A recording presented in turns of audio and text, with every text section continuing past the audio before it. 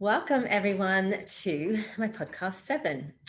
I love hearing all about career stories for people in the life sciences sector, and having female voices in leadership roles is the key focus. There aren't enough female leaders, and we want to inspire others through sharing their stories. Like the person that we're having today, I'm very excited to have Loretta with us. And the inspiration can touch people across the globe. And this is the reason and the essence behind this podcast. So I'd love to pass it over to you, Loretta, to give your synopsis. What got you to where you are now? Look, thanks so much. And thanks for the opportunity to talk today. I mean, like you said, if we can use this opportunity to, help one female out there, feel a little bit more comfortable about their journey, then, we've done some good. And I think one of the things that's so exciting with technology today is that we have the opportunity to converse so much more. When I was early in my career, there really wasn't many places that I could go to hear from other people. So I hope, that this is, something that touches someone, out there. So look, my journey all began. I'm one of 4 sisters.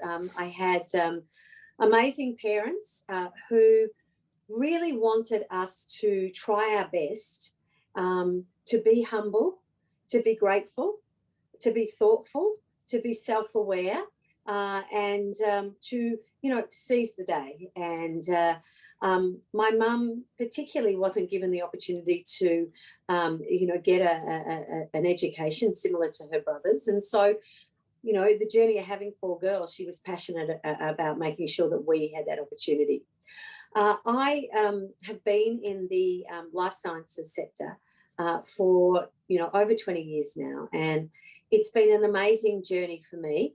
I've been in 3 organisations as part of that journey, and each one has touched me in a different way. I got into this industry because I had an interest in health and fitness, and I was working, as a personal trainer, and I really enjoyed helping others. And I know that might sort of sound cliche, but I really do think that in this industry we have the opportunity to do some amazing things. And of course, the development of COVID vaccines and other treatments right now is, I think, an example of where the industry has really come together, put aside in a way many commercial interests to really make sure that we do some good around the world in as fast, as time frame as possible.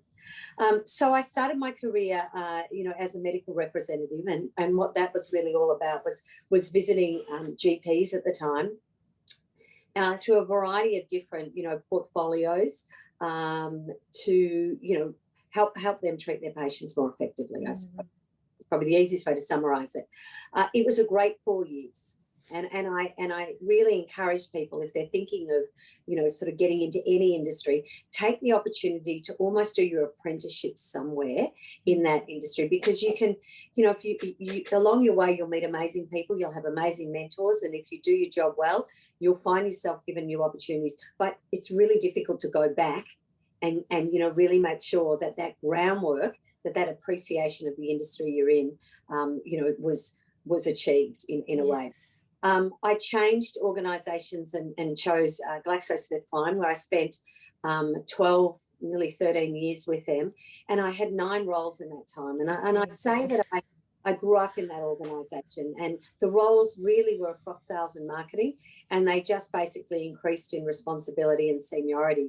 And it was, it was such an exciting time in my life. I spent some time with my family in Singapore, working for GSK in the region, and then came back to, Australia again. So, that was I almost say that, as I said before, it's where I grew up, but also it's where I learnt the most. I met the most amazing people.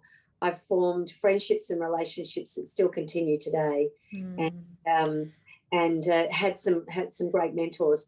I really wanted to be a general manager, and that opportunity at GSK just wasn't available at the time, and I wanted to do that here. So I sort of had a pretty tight brief, and the opportunity came up to join CSL and be the GM for their commercial business across Australia and New Zealand. And I've been doing that now for about 7 years, and it's been a wonderful journey. I've got an amazing team, And yes, so here we are today. Wow. Yes, what a fantastic career journey that you've had. And I'd love to ask you so many different questions, but keeping to the theme of, the career journey, the career destination, and the decisions perhaps that you've made that have defined your biggest achievements. I'd like to ask the question, reflecting on your tenure, having gone from medical representative and then having that great a stint, I guess, that's a like hefty experience, 9 roles within the organization, and then knowing and setting the intention that you wanted that specific leadership role. And here you are, you've been working in that space at CSL as a general manager. So what do you consider to be, firstly, your defining moments so far in your career journey that have shaped you? Look, I think the first thing is someone told me very early on in my career, go slow to go fast. And it's great advice. You can sometimes be in a bit of a hurry, and I think sometimes young people today, are high achievers, and that's wonderful. But I think just making sure that you really take the time to appreciate where you are today, the opportunity that you're working in today, and really just try hard to do the best you can and be the best that you can be in the role that you're in. Think about the things that you like. And the things that perhaps you don't like. Think about the things that you're good. Think about the things that perhaps you're not, naturally as good at. Surround yourself. Be strategic. Think about who are those people that you can network with, and develop relationships with that will help you to plug the gaps, but also accentuate the strengths. I touched on it before. Just be open, honest, and not worry too much about that next career move. I really do believe if you do a good job where you are, things will come your way. And if your people do things for people they like, that's the other thing that I think. Sure. So if you can find your authentic self, and you can be that person, and ideally that's not a different person at work, it's the same person. Yes. Then you'll naturally find that you'll have people that will want to help you. The other piece of advice I have is around in career defining moments is really think through and prepare. We often don't spend the time thinking through and reflecting and preparing for critical milestones and journeys and opportunities. So if something comes your way and it's an important conversation with someone, don't just turn up, but sort of think about it and prepare for it. And then that'll help you to, perhaps articulate yourself, get to the point, better as you find yourself in that conversation. Wonderful. So for you, just reflecting on what you've just shared, the defining moments have been, at a place where you've been authentic, you've had some mentorship around you, and you had a clear intention of what you're wanting to do moving forward. And so I think that's really good advice that you've given. Is there any specific defining moment that you have had in your career? Was it your move to Singapore? that was life-changing, from a cultural perspective, or anything specific that you wanted to share? Look, there's a lot. And I think I touched on the one before around take the time to really learn the business. Yeah. And it was the 4 years that I spent on the road was a career defining moment because I still remember aspects of that today, and it helped me to intuitively think about things, to ask questions, to even appreciate and understand. Yeah. So I think that's really important because you meet in that journey, or for me, I met all aspects of the value chain, and I got to understand what was really important to my customers, to the stakeholders, to patients, because you're in amongst that. Yes. I think another career defining moment was really getting that first people leadership role. Yeah. And it's hard to go from being a technical expert to all of a sudden being a people leader. And people leadership is different.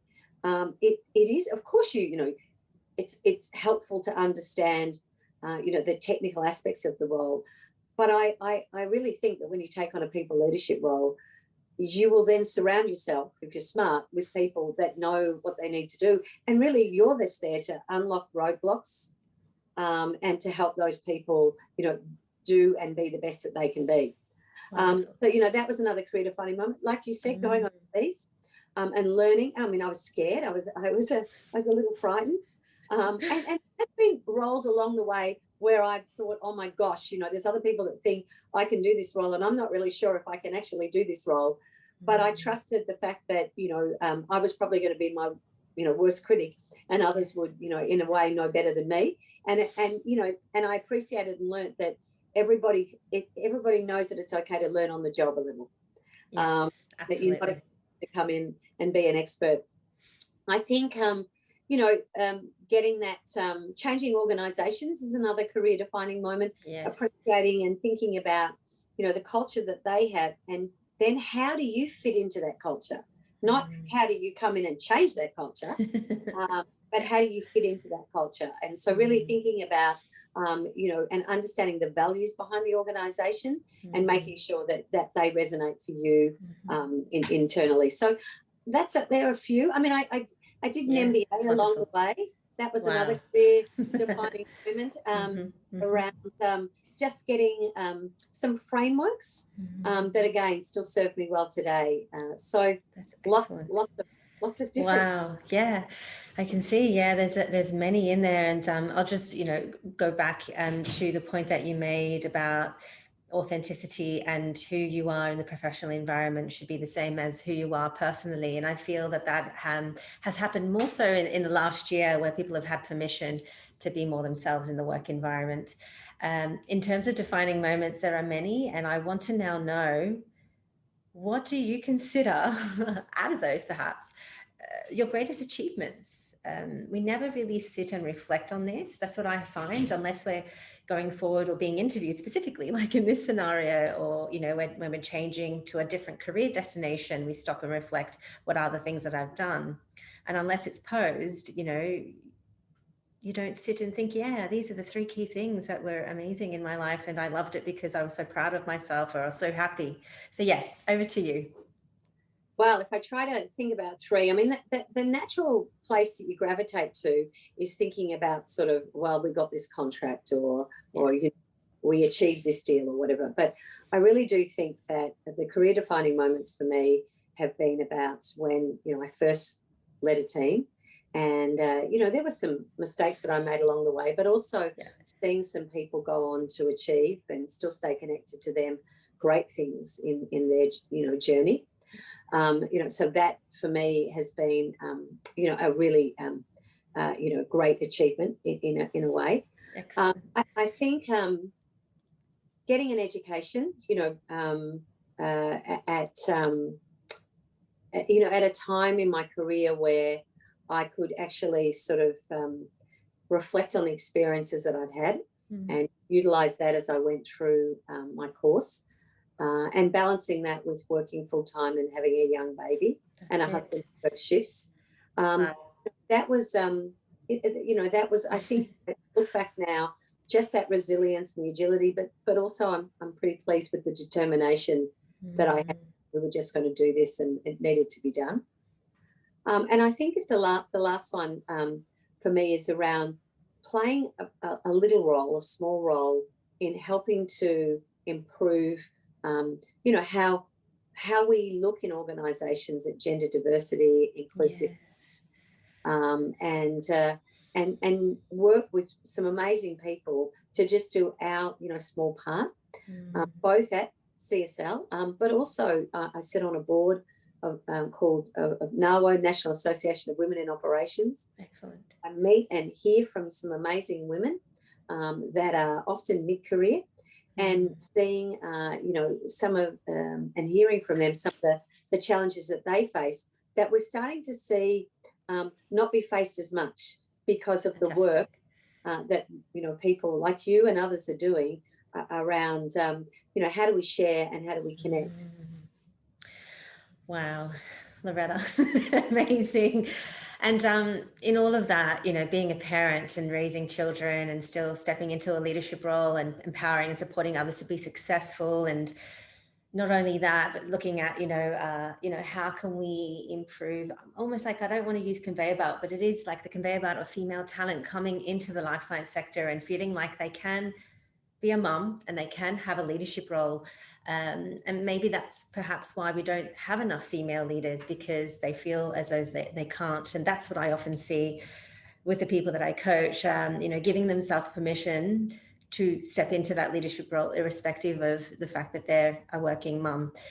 So it's quite inspiring to hear that you've done all of this, and not only that, but you're giving back as well through the association. And I'd love to hear more about that as well. Wow. Okay.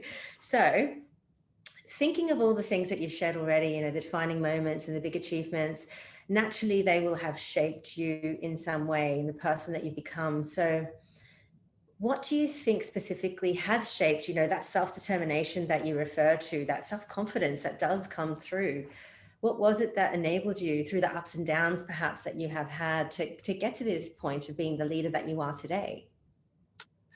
Look, I really think that I've been fortunate along the way to have some amazing mentors and managers. I really do believe in the statement that people follow people. Yeah. And I, certainly followed some people that I could see, really went above and beyond in terms of believing in me and spending time with me. And I think out of anything, if you can, we're all going to have our moments of doubt, and we're our biggest critics. Sure. And I think sometimes journaling's good, sitting down and saying to yourself, right, I might not think I have many strengths today because I might have just messed up this important interaction or whatever, but I'm going to force myself to write 3. Yeah. Or I'm going to ask my family or my friends to tell me 3, because I can have a whole laundry list of things that, I'm not good at. But those people will tell me 3, and you'll find that they're probably not the same 3. So you end up with a list of 10. So I think it is about, things like mindfulness and other techniques like this to really pull yourself out, get back into the present, and think about, look, actually, we all are just human, and we're all going to make mistakes. And mistakes, as long as we learn from those mistakes, then we go on to be stronger and better people, then that's okay. But at the same time, we're also going to have our wins. So make sure you do celebrate that. And look, someone gave me some great advice one day. They said to me that the sun will come up and the world will go on tomorrow. And just make sure that when you've got these moments of challenge in your life, that you're just maybe even going for a walk and thinking, actually, it's not so bad. And I'm not so bad. And think of the good things, and that'll pull you out. So you really do, I think, need to be your own best friend. Yes, you do. As hard as that can be, I think you do. I wouldn't say you need to love yourself. Some people talk about, you need to, love yourself. And I'm like, well, I'm not sure that that's really possible.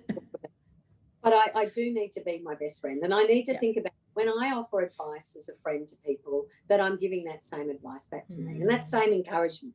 Yeah. And then I need to make sure that I listen to that. Yes. So excellent. So that time for reflection and all of that is really important. Excellent. So that personal self-talk is quite important that you're referring to. So not only, getting support from others when you can't think of those 3 things that are great about you to get that, but also then to remind yourself of those things, and to give yourself that self-care and that self-trust to then, build in that self-confidence that you're referring to, because that's what it comes down to. And mindset, it plays such a huge role in all of that. I believe in whatever we choose to do, it is 80% mindset and 20% what you actually need to do, whether it's strategy or the way of doing something. So wow, amazing how you've just positioned that. I resonate with that quite a bit. So I know you mentioned already the career journey that you had and how you wanted a general manager role, and you've got that at CSL. You've been working in it for 7 years. 7's my favorite number, by the way. So what inspired you to work there specifically? Was there something about their products and services that made you go, yes, this company is for me? Clearly you made the right choice because you're there and you're still carrying on. Look, it's a great question. I mean, CSL as an Australian organisation is such a success story. So, I mean, there's that, I think. And I hadn't had the opportunity, in my sort of time, in recent times, to work for an Australian-based organisation. So I think that had an attraction. but then you sort of go, okay, well, what is it about the organisation that's made them a success? Yeah. How have they grown so much? And really, what it comes down to is we've got a very inspiring CEO who knows people's names. Despite us having 25,000 people in the organisation, he takes the time to talk to people, and then that flows down the organisation. Wow. And you really do see that. That interest and that desire to get to know you as a person and understand a little bit more about you. I think the values of CSL, patient focus, collaboration, integrity, all of those things that make up, that sort of DNA of the organisation really resonated to me, and we do live and breathe them. I think, it's on, the company was also and still is on an amazing growth journey. Be part of that, evolution and that journey was also really exciting. And, to see patients in the areas that we bring products to market for rare diseases, life-threatening diseases, very specialised areas, and we see those patients get access to our products, and then we see the difference that it makes to them. And I've been really lucky enough to connect with a number of the patients, and it is game changing for them. Yes. So I think that all of those things resonated really strongly to me. But what I've found is that since I've been part of this organisation is that there's a lot of fun, and we really do walk the talk, and I think that's another key attribute. That's excellent. Wow, what an amazing organisation. They're lucky to have you as well. So I wanted to now know, along your journey so far, from professional and personal standpoint, what are the sacrifices you have made along the way to get to where you are now? Well, look, probably missing some of my children's swimming events and things like that. I can relate. I think, if I had my time again, I would really try on some of those key milestones to be there. I think I got better as I became more senior, but that maybe was because of the nature of when you do become a bit more senior, maybe because others are doing some of the key work, you can actually be a bit freer. But I think that's probably something that I'll always reflect on. But at the same time, I think the connection I have with both of my daughters, is strong, and it's strong in a way that might be different for other mums. Absolutely. And I think, if I can do the same for them that I was lucky enough to have when I was a child, which is to feel, that they can do anything and to be a good person, then I've probably, achieved a bit. But it's a really interesting question. I don't, beyond that, and that's probably, just a little bit of a guilt thing, there's not a lot that comes to mind around, sort of actual sacrifices that come into mind. No, I think you've touched on something that I feel, I also relate to as a working mum, where it's the quantity of time that we always think we need to gift more to them, but really it's the quality, meaning if we are working, and if we have time with them, we're spending time with them, and we do that consciously, and that way we can avoid always that ongoing feeling of guilt and the feeling of sacrifice that you refer to. So I think a lot of females would really relate to that, and I certainly do as well. Yeah. But that's good that no other sacrifices along the way. That's perfect.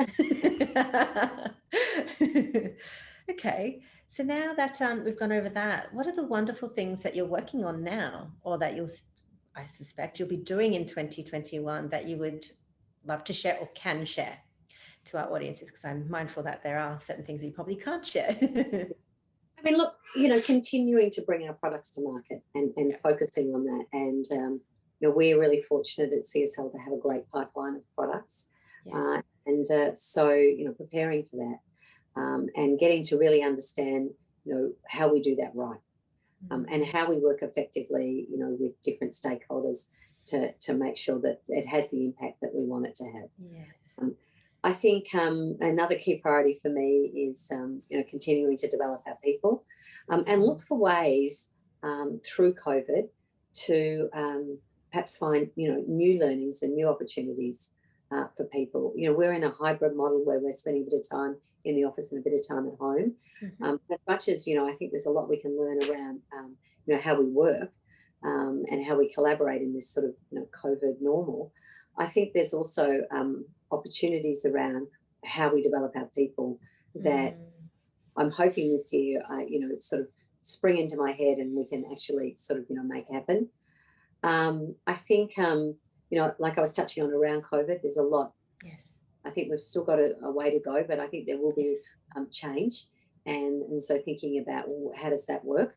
And how do we still drive the business, but seize the day or embrace some of these, perhaps even as simple as digital applications it may be, that it might, enable us to work more effectively and be more efficient in the future. There's some things that spring to mind that, and then I think in terms of development of self, for me, it's how do I sort of continue to build these relationships and perhaps influence and the outcomes that I need to drive the business in a world where I'm actually not sitting next to somebody anymore a lot of the time. Yeah. I'm on a device like this with you. Yes. And so it's, I'm going to have to build relationships in a different way. And so I think, taking the time for me to think about how do I adjust and become a little bit more situationally aware of that is really important. I love how you've just positioned it in terms of development for the business and the personal development that you refer to, which is something that's an ongoing thing. And it's all directly proportional, isn't it? Because if you're not, you're being the best version of yourself, then that will affect business. And, it could be the weight on your shoulders, and the impact that you're trying to make is you're improving the quality of life for people that have these rare diseases. And that's a big mission, a big outcome. And it's a wonderful one. So, to factor in the personal element, I think that was the magic sprinkles for me that you've just shared. Okay, that's wonderful. They are the questions that I wanted to pose to you. So were there any last comments for our listeners? Any way they can get in touch with you, perhaps? Any speaking engagements they could attend to hear you speak? I'd love to see you doing more of it. There's certainly been a bit of a run on different things. I mean, I'm on LinkedIn like most people are, and I'd love people to connect, and